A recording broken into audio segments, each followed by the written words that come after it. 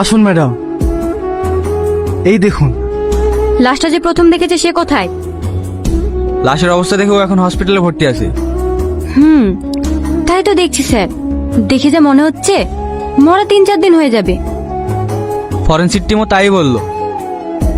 লাশটা উল্টাও তো সূর্য।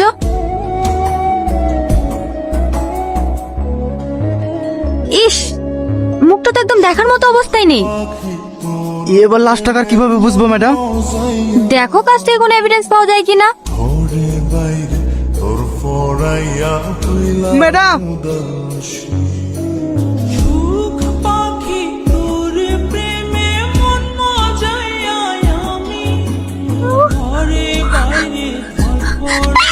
রোহন! রোহন!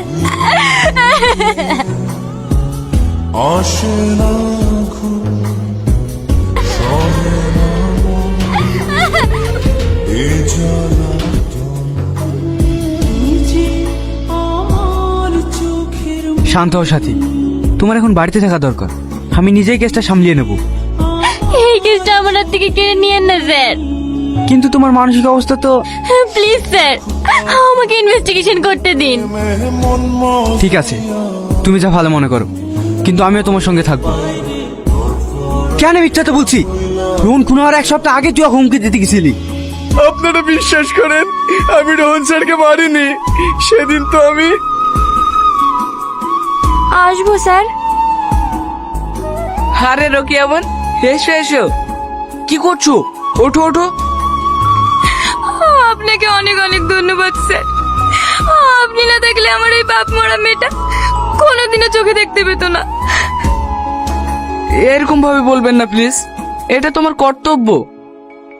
আমি তিলে তিলে এই ফাউন্ডেশনটা গড়ে তুলেছি আপনাদের মতো মানুষের পাশে দাঁড়ানোর জন্যই তো। সত্যি স্যার, আপনার মতন মানুষ হয় না। আমাদের মতন কত অসহায় মানুষের উপকার করেন আপনি, কিন্তু কোনোদিন বড়াই করেন না। কি খবর রোহন সাহেব? তোমরা আবার এসছো? বেরিয়ে যাও আমার অফিস থেকে। তোমাদেরকে আমি একটা টাকাও দিতে পারবো না। একদম উল্টোপাল্টা কথা বলবি না। কথা বলি বা আমার কাজ কি? 5 লাখ টাকা ফেলো, কেটে পড়ছি। আমি তোদেরকে 1 পয়সাও দেবো না। ভালোই ভালোই বলছি, টাকাটা দিয়ে দে, না হলে তো কে। আর কতবার বলবো আমি খুন করিনি ম্যাডাম, আমি শুধু হুমকি দিয়ে আসছি। আপনারা কি বলছেন আমি কিচ্ছু বুঝতে পারছি না। নাটক করছো আমাদের সঙ্গে?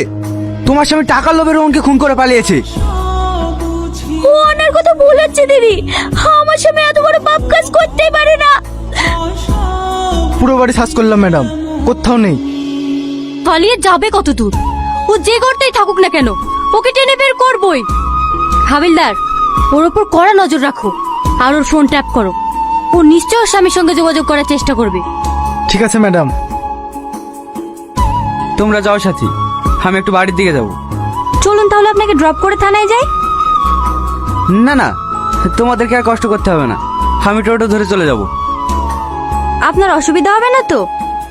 না না, তোমরা যাও। ঠিক আছে স্যার। হ্যালো, সাবধান হয়ে যাও।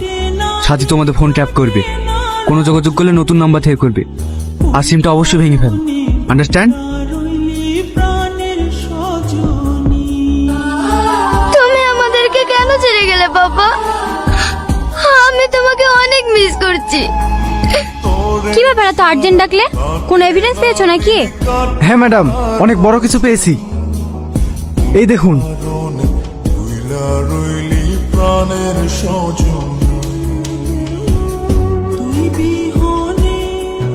এইবার যদি সব প্ল্যান মাফিক চলে, তাহলে ফাউন্ডেশনের 150 কোটি টাকা আমাদের।